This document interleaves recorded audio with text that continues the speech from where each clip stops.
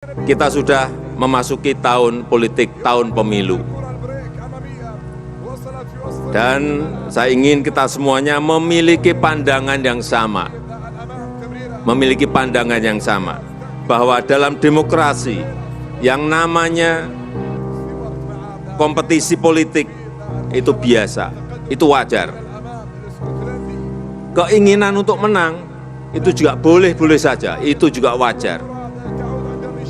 Bertanding untuk menang itu juga hal yang sangat wajar.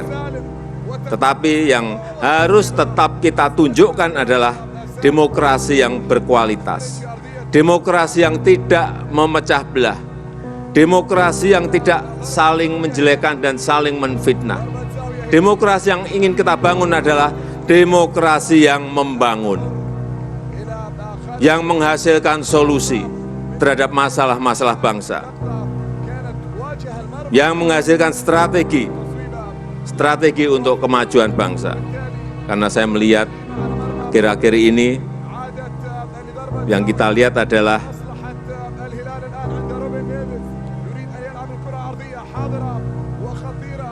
terlalu banyak dramanya, terlalu banyak drakornya, terlalu banyak sinetronnya.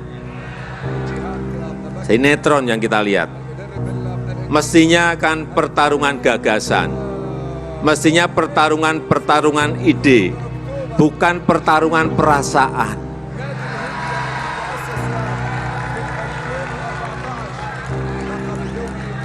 Kalau yang terjadi pertarungan perasaan, repot semua kita. Tidak usah saya teruskan karena nanti kemana-mana. Tidak kuat, tidak pernah terbayangkan berada dalam posisi seperti ini. Saya tidak pernah membayangkan Jokowi seperti ini. Seperti apa Jokowi? Seperti hari ini. Dulu saya berpikir, saya bisa menduga, oh kalau Jokowi habis bergerak seperti ini, dia akan bergerak seperti ini. Kalau dia habis bicara seperti ini, segitulah sepertinya saya merasa mengenal dia. Tapi 1 bulan terakhir ini tiba-tiba saya berpikir, oh saya tidak kenal dia sama sekali. Politisi PDIP, Adian Apitupulu mengaku sudah tidak lagi mengenal Presiden Jokowi saat ini. Adian mengaku Jokowi terasa berubah sebulan terakhir. Puncaknya ketika mengizinkan putranya Gibran Rakabuming Raka maju menjadi bakal calon wakil presiden mendampingi Prabowo Subianto. Tenang saja Pak Prabowo. Tenang saja Pak. Saya sudah ada di sini.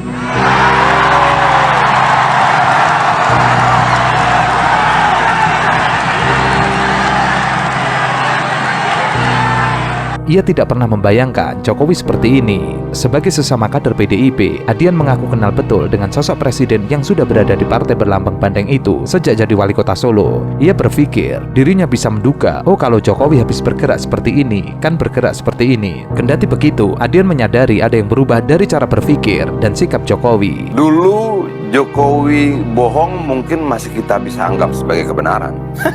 Tapi sekarang dia berkata benar pun kita sudah anggap sebagai kebohongan. Terus saya udah bingung, kita ini sudah kehilangan nilai kan sebenarnya. Tahu nggak bahwa kemudian ada pergeseran nilai yang menakutkan buat gua tentang salah, benar, baik, buruk, segala macam gitu loh. Puncaknya ketika Gibran pada akhirnya bisa maju sebagai cawapres Prabowo. 1 bulan terakhir, dirinya berpikir tidak mengenal Jokowi sama sekali. Ini bukan Jokowi yang dulu diperjuangkan. Status Gibran yang sebelumnya merupakan kader PDIP lalu mendadak menyeberang ke kubu capres saingan Ganjar Pranowo membuat Adian Apitupulu merasa risau. Pertarungan antara Ganjar Pranowo, Mahfud MD dengan Prabowo Subianto Gibran Rakabuming Raka membuat Adian tidak nyaman meski misalnya nanti pihaknya yang menang. Itu loh. Ini bukan Jokowi yang dulu kita perjuangkan. Ini pertarungan yang kalah menang sama-sama tidak menyenangkan buat saya. Saya seperti diadu dengan orang yang kita sayangi gitu loh.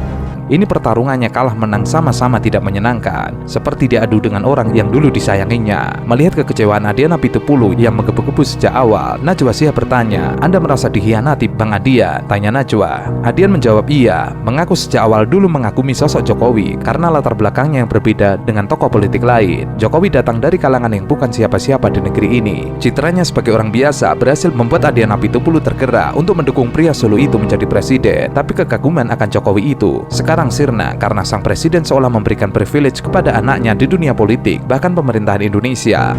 Anda merasa dihianati, Bang Adian? Iya. Dulu bukankah kita selalu bilang, kenapa saya pilih Jokowi? Karena dia bukan anak jenderal, bukan anak menteri, bukan anak siapa-siapa gitu loh. Dan bisa nggak kemudian dia berlaku sama tanpa memberikan keistimewaan untuk anaknya? Gibran Rakebuming Raka yang sebelumnya bersikukuh tidak tertarik ke politik, pada akhirnya maju juga. Ia langsung terpilih sebagai wali kota Solo lewat Pilkada 2020 di bawah naungan PDIP. Saya baca surveinya ya, saya sangat mengapresiasi. Terima kasih sekali untuk warga Solo yang sudah memberi penilaian yang positif untuk saya. Terima kasih sekali. Kalau misalnya benar dicalonkan, Mas bersedia siap gitu? Ini loh, pada intinya di keluarga saya ya, bapak ibu itu sangat demokratis, dan dari dulu tuh prinsip saya itu harus mandiri. Jadi kalau jadi pengusaha ya harus jadi pengusaha yang mandiri. Kalaupun nanti jadi politikus ya harus jadi politikus yang mandiri. Pokoknya bapak nggak pernah memaksa apapun, nggak pernah mengarahkan harus ke sini, harus ke sana, nggak, semuanya bebas. Belum genap 3 tahun menjabat, Gibran sudah melangkah jauh menjadi calon wakil presiden setelah Mahkamah Konstitusi mengabulkan permohonan aturan batas usia capres. Ketua MK Anwar Usman yang merupakan adik ipar Jokowi mengabulkan permohonan bahwa calon presiden boleh berusia di bawah 40 tahun asalkan sedang atau pernah menjabat sebagai kepala daerah. Mundur. Yang mundur dari perkara 90. Yang menentukan jabatan milik Allah, Tuhan yang Maha Kuasa. Pak, maksud saya tidak mundur dari pemeriksaan perkara 90. Ya kan berkaitan dengan. Oh enggak ada, ini pengadilan norma, bukan Jadi kalau ada pengadilan pernyataan fakta. Mahkamah Keluarga tanggapan Pak Oh, ya benar, keluarga bangsa Indonesia. Gitu. Dulu bukankah kita selalu bilang kenapa saya pilih Jokowi? Karena dia bukan anak jenderal, bukan anak menteri, bukan anak siapa-siapa, dan bisa nggak dia berlaku sama tanpa memberikan keistimewaan untuk anaknya. Dulu ada yang datang, kemudian minta menjadi wali kota, dapat rekomendasi, minta rekomendasi dikasih. Minta lagi, dapat rekomendasi, dikasih lagi. Lalu minta menjadi gubernur, minta rekomendasi, dikasih lagi. Lalu minta jadi calon presiden, minta rekomendasi, dikasih lagi. Kedua kali dikasih lagi. Lalu ada lagi minta untuk anaknya, dikasih lagi. Lalu ada lagi minta untuk menantunya, dikasih lagi. Banyak banget dikasihnya, Bang. Dikasihnya banyak, benar. Nah, ketika kemudian ada permintaan 3 periode, kita tolak. Ini masalah konstitusi, ini masalah bangsa, ini masalah rakyat yang harus kita tidak bisa setujui. Kader PDIP yang juga anggota DPR RI, Adian Apitupulu, membongkar sosok yang meminta 3 periode.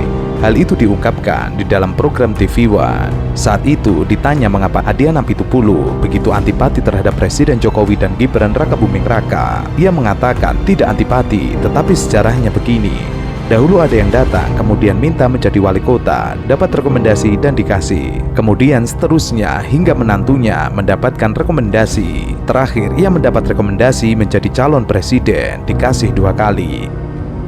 Ini masalah konstitusi, ini masalah bangsa, ini masalah rakyat yang harus kita tidak bisa setujui. Kemudian ada pihak yang marah, ya terserah mereka. Yang jelas kita bertahan untuk menjaga konstitusi. Menjaga konstitusi adalah menjaga republik ini. Menjaga konstitusi adalah menjaga bangsa dan rakyat kita. Kalau kemudian ada yang marah karena kita menolak penambahan masa jabatan 3 periode atau perpanjangan, bukan karena apa-apa, itu urusan masing-masing, tapi memang untuk menjaga konstitusi. Sederhana aja. Adian menekankan bahwa ini bukan persoalan pribadi, tetapi masalah konstitusi dan masalah bangsa, masalah rakyat yang harus PDIP tidak bisa setuju. Kemudian ada pihak yang marah, ya terserah. Yang jelas, ia sudah bertahan untuk menjaga konstitusi dan menjaga republik ini. Ada pihak yang marah karena PDIP menolak permintaan masa jabatan 3 periode atau perpanjangan. Yang sekarang, Bang Adian. Yang sekarang, Bang Adian meyakini Pak Jokowi masih satu nafas tegak lurus bersama dengan Ganjar Pranowo. Dia pernah sampaikan pada saya pribadi, dia bilang dukung Ganjar Pranowo. Bagaimana prakteknya urusan dia. Mau saya pikirkan? Enggak. Yang saya pikirkan adalah memenangkan Ganjar dan Pak Mahfud. Ketika ada dorongan di parlemen untuk investment Jokowi dulu, ketika kemudian diganggu kiri kanan segala macam Jokowi dan kebijakannya, kita bertarung untuk itu. Ada yang kemudian bertarungnya cuma 5-6 bulan, 1 tahun, 2 tahun, lalu merasa menjadi lebih hebat begitu. Nggak bisa, sejarah tidak berkata seperti itu. Siapa itu Bang? Yang Nggak baru 5 tahu. bulan? Tapi maksud saya begini, jujur sajalah kita bahwa kami berjalan bersama-sama Jokowi dari bawah. Dari dia masih wali kota, dia jadi gubernur, dia jadi presiden, kita bareng-bareng. Kita jaga sekuat-kuatnya dan sebaik-baik, sehebat-hebatnya. Semua kader PD Perjuangan pasang badan buat Jokowi. Semua berkorban pasang badan buat Jokowi. Ada beberapa yang waktu pemilu meninggal karena kelelahan, juga untuk memperjuangkan Jokowi. Dan lain hal dengan sekarang ya? Bagaimana? Lain hal dengan Dan sekarang ya? semua itu punya nilai. Dan hanya orang terhormatlah yang bisa menilai pengorbanan sekian banyak orang untuk diri. Kalau Adian juga membuka bahwa Jokowi secara pribadi pernah mengatakan kepada dirinya akan mendukung Ganjar, tapi ia tidak tahu prakteknya. Ia tidak mau ambil pusing, karena bagaimanapun ia mengakui saat itu hanya memikirkan memenangkan Ganjar Pranowo menjadi presiden di Pilpres 2024. Ia hanya diberikan perintah untuk memenangkan Ganjar, namun untuk di luar dirinya tidak akan memikirkannya. Karena ia punya energi terbatas, waktu hanya 112 hari, tidak mau buang waktu untuk perdebatan pemikiran seperti itu. Masalah kita bukan restu presiden. Masalah kita adalah proses di Mahkamah Konstitusi. Rubahlah undang-undang untuk rakyat. Rubahlah undang-undang untuk bangsa ini. Rubahlah undang-undang untuk negara. Rubahlah untuk undang-undang untuk kebaikan bersama, tidak untuk satu orang anak. MK sudah final dan mengikat Bang, kita tidak bisa lagi ganggu gugat urusan MK Bang. Nggak masalah itu. Tapi bahwa kemudian kita melihat ada proses yang tidak fair di sini, dan pegang satu hal, keadilan akan mencari jalannya sendiri.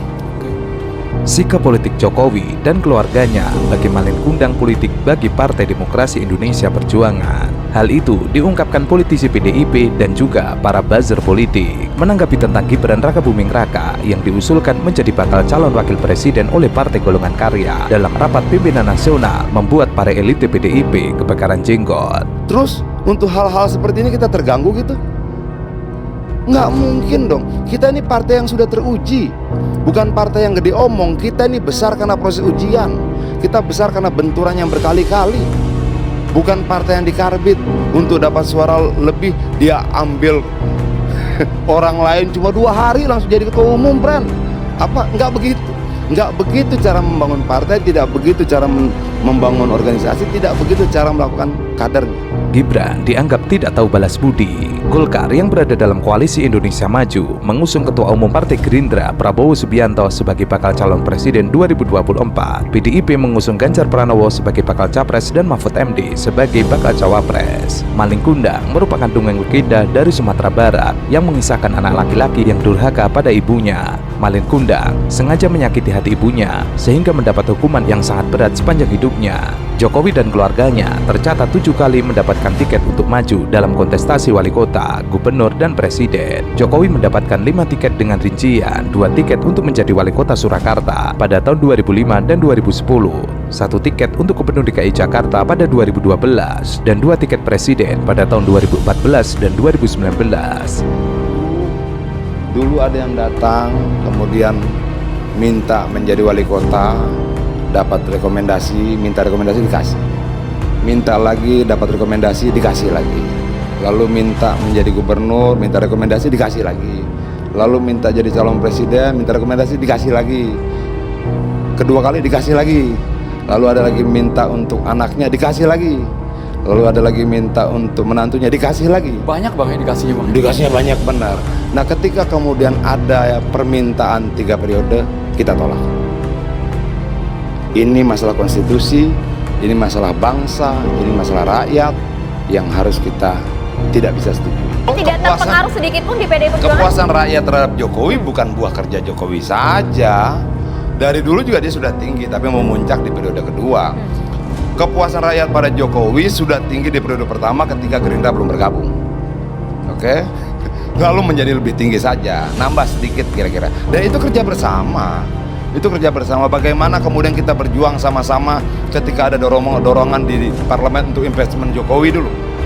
Ketika kemudian diganggu kiri kanan segala macam Jokowi dan kebijakannya, kita bertarung untuk itu.